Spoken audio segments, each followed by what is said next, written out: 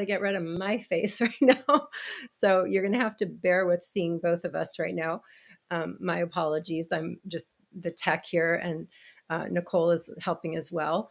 So anyways, thank you so much and for being here. And the reason that we're here is because, well, growing up, our dad started doing this work 55 plus years ago, or really, as you may know, it started when his dad passed away when he was 3. And that just sent him on this whole journey of exploring how other cultures, indigenous cultures, live and see the circle of life and the sacred web of life. And so we grew up with him doing this incredible, very pioneering work. And indigenous people coming to our home to visit from all parts of the world, going to ceremonies with him. And a lot of it was really kind of hush hush at that time, because it just was really private. And then some of the indigenous elders he was working with, as many of you likely know that are here today, asked him to start being like a bridge builder, bringing forward their indigenous wisdom.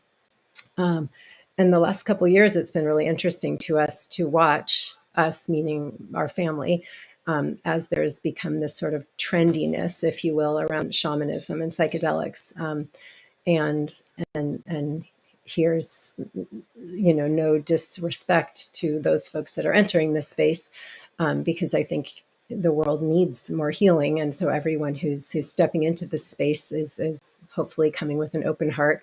But we also are seeing some, people that have been studying shamanism for a couple months or just a couple years, being called shamans. And certainly there'd be some people like our dad who say he doesn't even like to be called a shaman, even though he's gone through major initiations and such. And as we said, been doing this for over 55 years. So we just thought it would be really cool to be able to share him in a new way with some new technology and hopefully some new people that can continue to learn from his years of work in this space.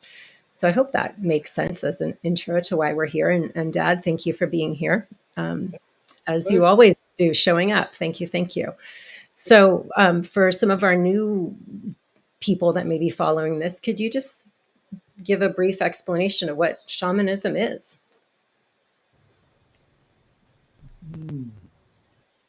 Well, my experience of it is a set of practices of, you might say, psycho-spiritual energetic tools that are used skillfully and consciously to open to connection and attunement and communion with a state of consciousness that's beyond ego consciousness. Connect with spirits, with higher consciousness, and to create a ally, a working, cooperative, right relationship with those spirit powers and with the Great Spirit. So you can access them when you need to and call on their help to open a doorway to bring through that higher, the wisdom guidance that comes from that higher consciousness, to hopefully serve the fullest blossoming and greatest good of your people and of all people and of Mother Earth and the Creator, to honor and live in harmony and balance and respectful relationship with life. So it's not a religion. Shamanism is a religion. It's a set of behaviors to activate, to open up that doorway, what the Huichols call the Mayarika, to that cosmic connection, and then to be, through cultivating a skillful, harmonious relationship with those spirits and this Great Spirit, to be able to channel the wisdom, guidance, and light and love that comes from Spirit out for healing of the sacred root. How's that? I think that's a good start. I want to encourage all the relatives that are in here to please type in any questions in the chat, any questions that you all have. And I've got a couple from a few friends that sent things in ahead of time. But also, if you want to share where you are today, I think that's always fun to know where people are coming from. Literally in this particular question, like if you're up in San Francisco or Brazil or where you are, that's always fun to see. So but feel free to put in any chats in here too. We see your chats, and thank you for being here so much. then, Dad, if you could talk a little bit, so thanks for that basis on shamanism. Then when you talk about psychedelic shamanism, how do those two things weave together? Yeah, great question. Well, let me give a little background and lead in, kind of a bridge here to the essence of the work that I think we're here to do comes from an understanding that we're all members of the star, what I call a starlight ohana, that we're all fueled by stardust. Our bodies are made of stardust. And every day, Father Sun comes up. Amprios, thank you for bringing the life force to Mother Earth and the teaching reminder of our true nature illumination to help us wake up, from the unconscious trance, sleep state that we've been conditioned into by our culture, and into a worldview of belief that we're separate things, and the extent of our being, of our identity, is our ego and our physical bodies and our story along with our ego, and that's in a sleep state. That's in a sleep state, and so the essence of the work of what I call psychedelic shamanism is to wake up and see that conditioning, and then to take the second step of unplugging from that conditioning, and then taking the third step to open ourselves up and connect and attune and commune with the deeper essence of who we are, the oneness with the cosmic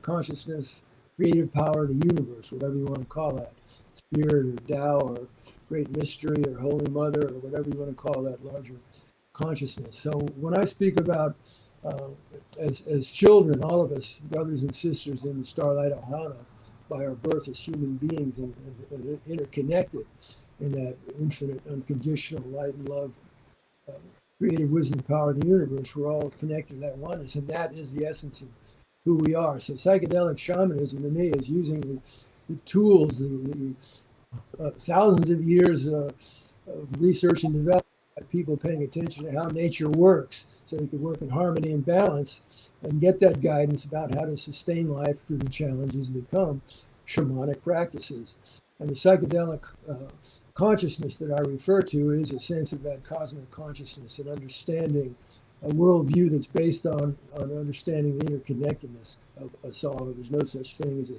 separate thing.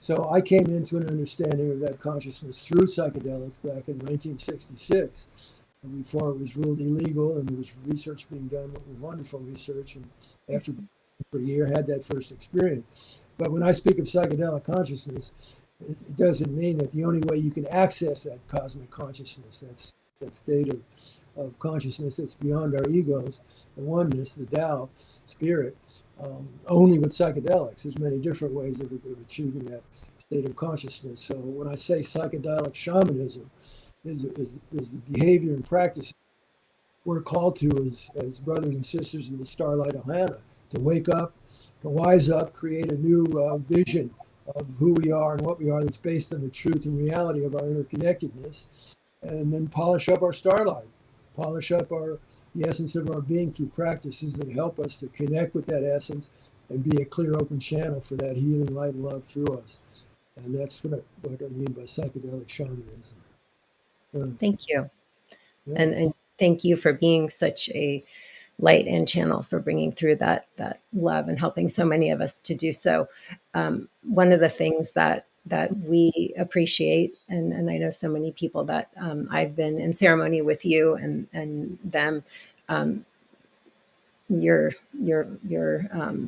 relatives, if you will, that appreciate about you, is how real you are, and you often share your own human foibles with us as lessons of, like, how do you integrate the teachings, and you never put yourself up on a pedestal as like you're the shaman and the rest of us are down, you're up here and the rest of us are down here. You're always so real. And one of the questions that Sandy shared today is, what are the most effective practices to tap into the sacred? And I love this question because I just think of myself going through the day and you get an email that all of a sudden, your deadline just got moved forward, or something comes up in a relationship that, brings up some stickiness or hard feelings or something.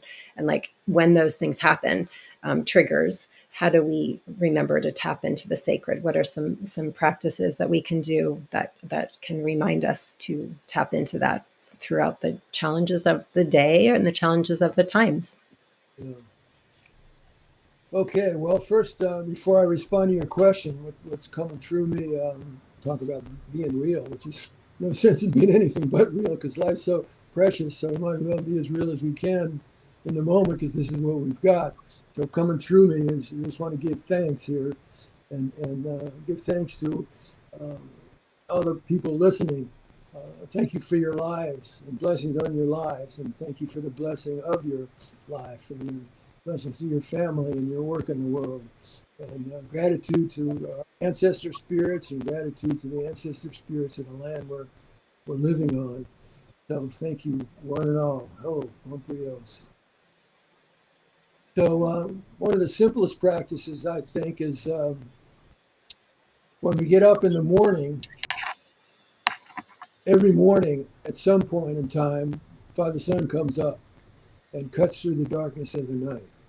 We don't have to pray for that. We don't have to ask for that. It's a gift of grace from the cosmos. Every morning, through the rotation of the earth, Father Sun comes up, and we witness the power of illumination to cut through the darkness. And it can be pretty seductive in these times that we're living in, to be seduced into that darkness of despair and depression and anger and reactivity and resentment, and to all the injustice and horrible things that are happening in the world, and that the media so well portrays. But every morning, this event, this cosmic event, happens in the east. The sun comes up, and it melts away, it dissolves the darkness. And it's a teaching from nature about the power of illumination to cut through darkness. And it's a might say a medicine teaching, reminding us of our true nature. We're sacred, worthy, luminous beings. We're beings of light. Our bodies are made of atoms from exploding stars. Our bodies are made of stardust. We're fueled by that gift that comes in every morning from the east, the power of illumination that reminds us, if we open to it and pay attention to it, of our true nature. So one of the best things that I know of is when I get up in the morning, number one, is to recognize not everybody went to sleep last night, got up this morning. And if I'm alive, hallelujah, that's great spirit giving me life, giving me the opportunity to live this day.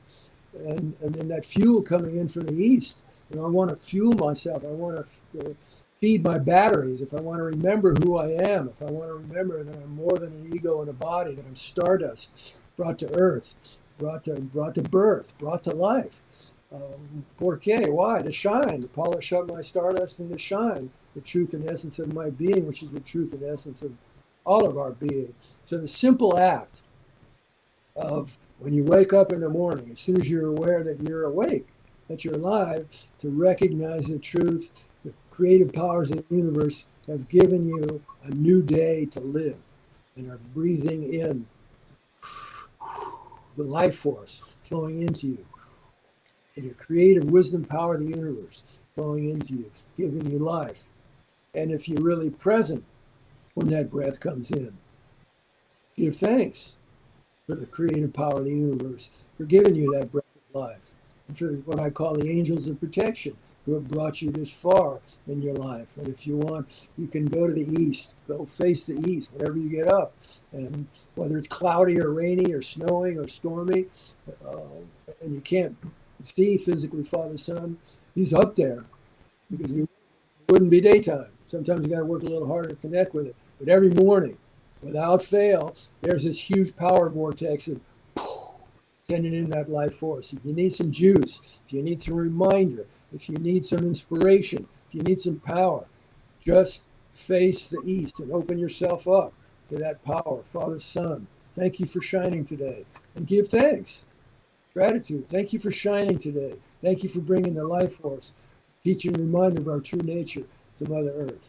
Thank you. I open the doorway in the top of my head to my higher consciousness. I open my eye, my spiritual eye, to see you, see through the illusions of separation. Open my ears to hear your guidance for my life.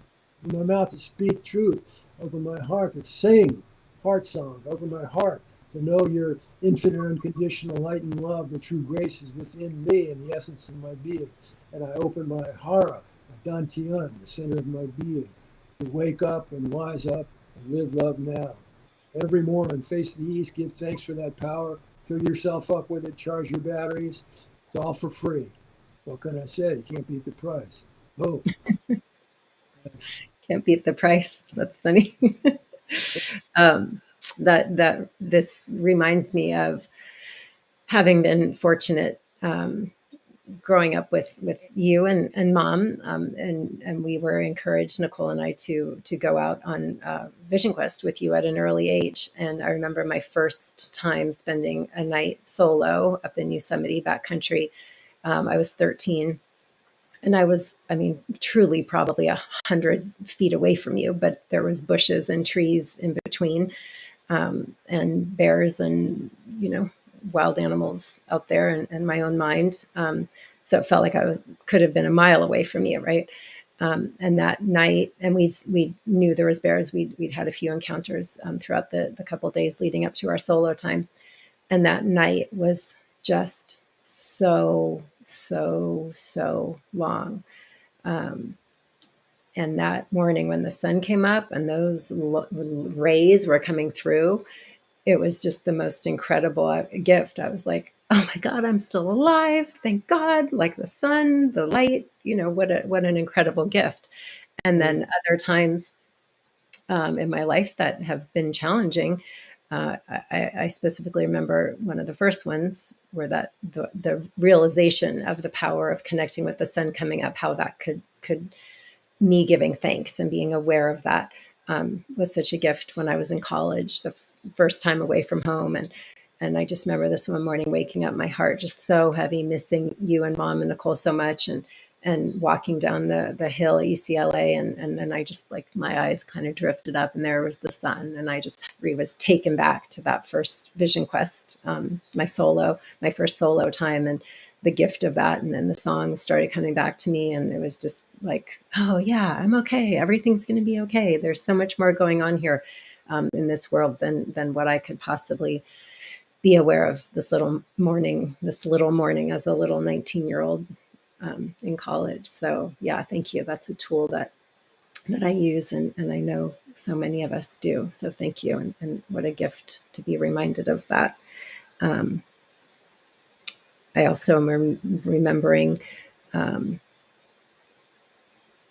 you taught us to really, bring that through. And I think that that's so helpful in facing the challenges, and it's tied in with what so much of us today forget is awe. There's this sort of trend right now called awe walks, a movement, if you will, around that.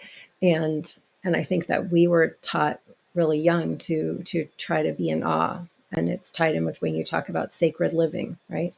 That joy that can be found in a challenging moment as you're walking down the sidewalk and feeling like maybe you're in the city and not connected to nature and not really sure why you're here. And then if you can bring your awareness to notice that little bud blooming on a tree, and then it reminds you, like, oh, there's this other miracle of life going on, and I'm part of that.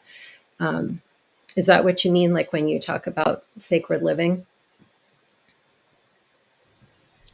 well, what I mean about sacred living is recognizing the presence of spirit, or the great mystery, or whatever you want to him or her, the goddess, the mother, great mother, Tonka, Tao, whatever you want to call it. Truth is that the infinite creative wisdom power of the universe is in us, and we're in it, and we're all connected in it. And that's the essence of life, the source of creation, and the source of the power that maintains creation. So that presence, spirit's presence, God's presence, the goddess presence, is in everyone and in everything and everywhere and all the time, and always seeking to work for the fullest blossoming, greatest good. But in this middle world of tricky coyote actions, it's not guaranteed that that fullest blossoming and greatest good will come through. And that's why we're giving our lives. I think that's why we're giving our lives as brothers and sisters of the Starlight Ohana. We're not here by accident. We have purpose. We all have a spark of divinity inside of us. We all have our connection to that creative wisdom power of the universe, and particular gifts that each of us have been given, with a responsibility to grow them and nurture them, discover them and grow them and nurture them in fullest blossoming, and to give them back to our people, to give them back in service to the higher will and healing of the sacred hoop. And so the opportunity in being alive each day is we're only given one day at a time. There's no guarantee we'll be given the other the next day. So in recognition of our interconnectedness, our interbeingness, our oneness, every opportunity, every connection we make, both on the physical plane as well as in our minds and our imaginations, Spirit's present. Spirit's present and asking us, how do you want to use this gift of life that I'm giving you? I give you free choice. You can use it to fuel the unconsciously conditioned patterns based on perceptions of separation and create pain and suffering, or you can use it to open your awareness to Spirit's presence and being a channel for Spirit's light and love to that person in that situation that you're in throughout the day. In every instance, that's sacred living to me, trying to bring awareness of the presence of the sacredness into all our interactions, because it's always present. It's never not there. And if I'm not in touch with it, that's because of something I'm doing between my ears, some thoughts that I'm creating, that's creating an experience of separation, a seeming experience, sense of separation from the infinite oneness that's always there. Sacred living is waking up, pulling the plug, wising up, remembering who and what we are, why we're here, to live love now, and doing it, bringing it through in all our relationships. That's sacred living. Yeah, and it's been. And before we go on or whatever else coming through, I just want to give thanks to you, Kimberly, and Nicole, not present here, and also our friend Pilar, who's helped with technology setting this up, and all three examples of the wisdom of the feminine. And how important that they're here to open a channel for whoever listens, whatever spirit wants to bring through, and that comes from listening, intuitive listening, which I think is the essence of the feminine energy. So you and your sister and your mom supporting us behind us, and Pilar, wisdom of the feminine channels for that beauty, power, wisdom of the feminine. If spirit hadn't learned how to listen to that, I'd be in more trouble than I'm in right now. Thank you. Yeah, thank you. So that's that. There's like a little part of me, you know, I'm always a little bit more, I don't know if cynical is the right word, than you, more challenged maybe. And I see another question from Ryan here, and he's asking about like, how can we work with seeing what we can't see sometimes, like when the feelings of depression or anxiety are coming through more than we're seeing the light or we're feeling that sense of connection.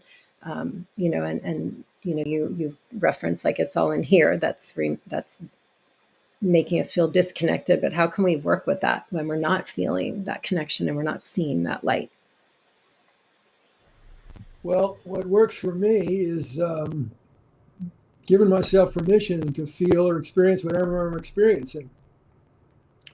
So cultural conditioning from Eurocentric society is that certain feelings are bad. We shouldn't feel that way and feel guilty if we feel that way, or it's, you know, too threatening to our ego's sense of who and what we are. And so there's resistance to the flow of what is in the moment. And healing comes from joining with the truth of what is. So a starting place for me, if I resist what's going on, it creates more separation and more tension and more uptightness and more constriction and therefore more inflammation and more suffering.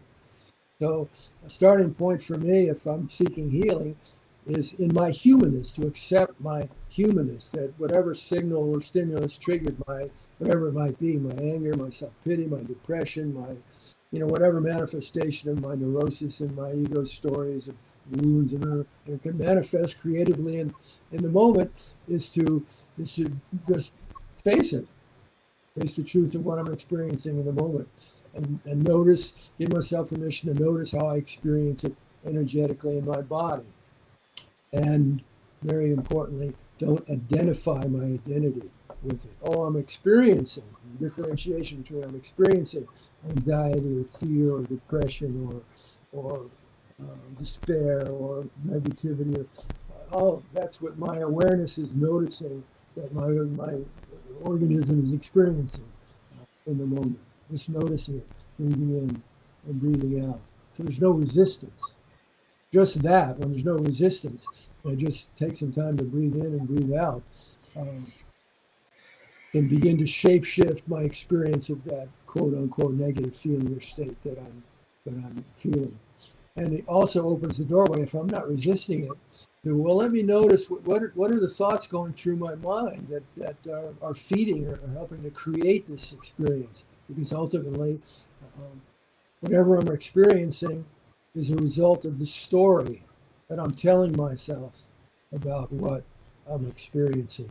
We are meaning makers. So our organism has an experience, and then our cerebral cortex uh, creates meaning out of that. So if I'm experiencing depression, despair, anger, self-pity, whatever it might be, negativity, if I'm experiencing that, then let me look at what are the thoughts that I'm giving energy to or have been unconsciously giving energy to or were triggered from my reactivity state by a stimulus, and then now I can begin to bring conscious awareness to, because I have no power to change what I don't see, what I don't face, and therefore, again, no resistance. Face it, yeah, this is what I'm experiencing in the moment. And then asking myself a question: how can I create a response? How can I create a relationship with what the truth of what I'm experiencing in the moment in a way that opens the doorway of my consciousness, the spirit's presence, that helps me grow in the directions I want to grow? What quality that I have to self-reference my intentions for my life, my values for my life. What are the states of consciousness? What are the states of being that I want to have grow stronger in my life? How are they going to grow stronger? They're going to grow stronger by practices, consistent, disciplined practices that help me open my consciousness, and simultaneously paying attention to what's going on here between the ears, the stories I'm telling myself in a moment that block that awareness, that close my awareness to the presence of spirit in person, situation, whatever I'm experiencing in the moment. So it's not just nurturing the positive qualities, but it's also paying attention to the shadow, to the trigger reactivity responses to a particular stimulus that grabbed hold of my cerebral cortex and running the show. There it is again. There it's coming up. How can I create a relationship to this and use it consciously instead of being victim to it? And as soon as you ask yourself that question, as soon as I ask myself that question, how can I create a response to the truth of what I'm experiencing that grows me in the directions I want to grow? I'm immediately busted into, well, what are those directions I want to grow? And there you cycle back to when you get up in the morning in your given life and you fuel yourself up with that sun. What are the qualities of consciousness and being that you want to grow in this day of being alive, so you can polish up your starlight and be more open to your channel for Spirit's light and love flowing through you, and you showing up to the challenges of your life and the challenges of these times, bringing your gifts through to help heal the sacred hoop. That's what comes up in response to your question. I already Yeah. forgot your. That's what came up. How to remember that we are sacred, worthy, luminous beings, as you remind us to say when we're feeling depressed or anxious or sad. And I also think of just the actual technical aspects of our lives too, because like we with 24/7 news feeds and all the different streams that of information coming to us in the natural world, through storms. I mean, we just had major snow down here in Southern California, which is like not common, right? So it's like nature giving us feedback. Challenges, as beautiful as it was certainly different. And then, the floods and the fires, and then just the stuff we hear in the news. Like, it used to be you heard the news that was maybe in your village, maybe a couple villages away, when someone came on their horse to bring news, maybe 3, 4, 5 villages or towns away. But now we're getting it just in so many forms. And I think our minds and hearts and bodies we haven't caught up with that. The technology that we've created, our bodies haven't caught up with that evolution yet. And you talk a lot about the evolutionary pressures that are calling us to step into our purpose. And can you talk a little bit about that? Like, what's that connection between evolutionary pressure, shamanism, and each of our reason for being here? Well, I think the evolutionary pressures of what we're experiencing in terms of climate change and social unrest and the unraveling of the attempts of institutions we created to meet our needs that were based on consumer capitalism and perceptions of separation and competition with each other for scarce goods based on that perception of separation. The ways we've evolved in Eurocentric culture that's gone around the world through colonialism and imperialism, it's really a manifestation. There's a notion among some Native American tribes of Wendigo, a monster that roams around in the winter and devours human beings, cannibalizes them, and if you get bitten by it, there's to scare little children in the stories in the winter. Then you become a Wendigo and going around. It's like a vampire, and I think we've been infected. Eurocentric culture has been infected by a Wendigo mind virus into a worldview perception of separation. So we can treat other people, and we can treat animals, and we can treat the earth in a hurtful way.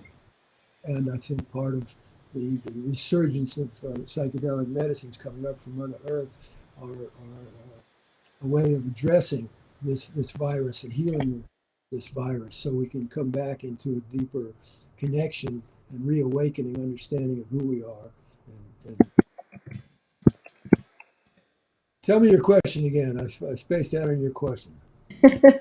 No worries. What was my question? Just about the evolutionary pressures calling on each of us to step into our purpose more. And I want to be respectful of people's time.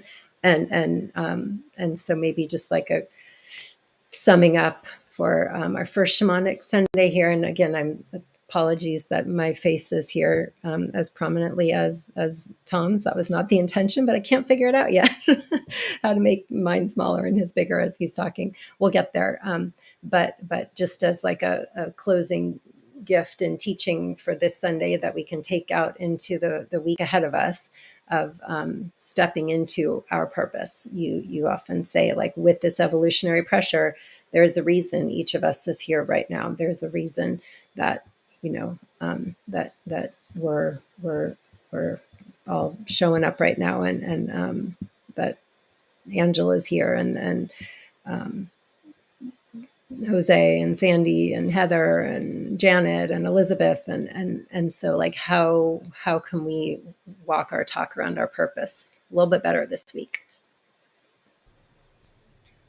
Well, to finish up what you asked me before and tie it into what you're asking now, the evolutionary pressures, I think, are pushing us to be agents, conscious agents of evolution, to be conscious agents of evolution, and to take responsibility for the power that we have. Our culture teaches kind of disempower. But the truth is, everything we say, everything we do, is an field and connects with everything in the larger field. I read recently that research published in Science magazine said 25%, when 25% of a population reaches a state of understanding and they're all on the same page, pulling the wagon in the same direction, that's what it takes for your paradigm cultural shift. So all of us listening, and by the way, thank you for everybody, friends that I know and from the past and new people, thank you for listening. And again, blessings on your life. But we're all part of the 25%. We wouldn't be listening here right now. So to take in the truth that you make a difference and what you say and what you think make a difference. And we're always broadcasting into the field. We're never not broadcasting into the field. And the question is, what are we broadcasting? So when we wake up, wise up, and live love now, we choose that as our intention. Wake up, wise up, and live love now. If you're alive, if you're breathing, no matter what's going on internally, in the field, or the situation, you have everything to wake up, to wise up, remember the truth of who you are. I'm a sacred, worthy, luminous being. I am love. I am loved, and my love is forgiving and receiving. So live love now. The more of us that make a choice to focus our attention on doing that, then we're growing toward that critical mass of 25% to open the Eureka to bring through cultural change to a world and a society that's based on love instead of fear. Right. Thank you. And when Elliot is asking when that the 75% seem to be winning, how do we deal with that? And the silent majority not necessarily feeling like they're being heard and winning. How do we keep showing up as light and love and sacred beings? Everything's excuse me. Everything starts with intention. Everything starts with intention. So if we hold the intention to wise up, then wising up means remembering we're all connected. And what I see in the other, the percent who don't believe in the ways that I believe or want everybody to believe in the oneness, that's not separate from me. There's also a part of me that carries that maybe unconsciously. So I need to bring that compassion and acceptance of those aspects inside of myself, and then recognize under the 75% of whatever you want to call it are asleep. They're asleep to the true reality of our interconnectedness. And so what's going to help open up? What's the best energy to help open up? Waking up is sending that person healing light and love for their being. Sending healing, light, and love to that 75% being. And one of the prayers I have is every day, and when I can fuel it again, we can fuel the manifestation of this happening on the physical plane by what we put our attention into, is may a majority of us human beings wake up to the truth of our interconnectedness so we can show up and create ways of responding to our human needs in ways that sustain and promote healthy life through cooperative symbiosis, working cooperatively with the powers of nature, the powers of spirit, to bring through the kind of changes we want to be. Like Gandhi said, it all starts with be the change you want to be, manifest it in the world, and that's what's going to open the doorway to bring it through fullest blossoming good, and the potential we have as human beings to create a just, healthy, harmonious, win-win world for all. We all have the potential to create that here, but it's up to us to show up to our challenges of the day and create a response to it that helps to open that doorway to manifest on the physical plane what we see on the inner plane with our prayers. Maybe so. Um, You're always really good with mantras and phrases. So maybe you could give us all one mantra that, if it resonates for you and me, but you can offer it to all of us as our mantra for the week to take forward, to remember all this sweet medicine. Real short. Live, love, now. Live now. It's the only time you've got. Live, Okay. love now. Only time you got. No promise of tomorrow. So live, love now. Oh, that's it. All right. Thank you all so much for being here and for First Shamanic Sundays. Please help spread the word so more folks can join in. This idea also comes to host this came through when our kids, mine and Nicole's boys, Tom and Andrea's grandsons, were little, and a lot of their friends' parents said, could your dad host like Sunday morning gatherings? Like, some people go to church. Could we have a gathering on Sunday mornings that we and our kids could tune into, that just gives us a little tune up for the week? And so we were talking, and that came up. We were talking the other day and we're reminiscing about that. And so here we are doing it. So thank you, everyone. Oh, We'll see you next Sunday, hopefully at 10 o'clock, and have a good week. Adios.